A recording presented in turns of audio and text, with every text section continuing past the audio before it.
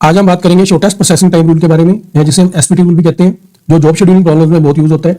Mainly ये use होता है हमारे पास processing n jobs through single machine के केस में, या processing n jobs through one machine के केस में। एसपीटी का सिंपल सा मतलब है, जिस जॉब को कंप्लीट करने में सबसे कम टाइम लगेगा वो जॉब सबसे पहले प्रोसेस होगा, इसके बाद नेक्स्ट शॉर्टेस्ट जॉब, फिर उसके बाद नेक्स्ट, और ऐसे ही सीक्वेंस बनता है।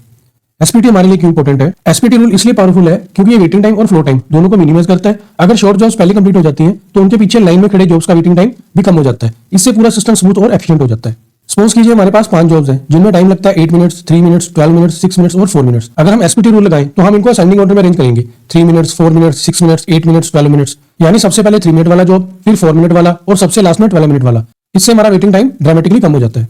कि एसपीटी क्यों बेटर है? एसपीटी का लॉजिक ये है कि शॉर्ट जॉब जल्दी कंप्लीट हो जाती है, इससे टोटल जॉब्स का क्यूमुलेटिव वेटिंग टाइम कम हो जाता है, हर जॉब को अपनी बारी जल्दी मिलती है और सिस्टम में ट्रैफिक कम हो जाता है।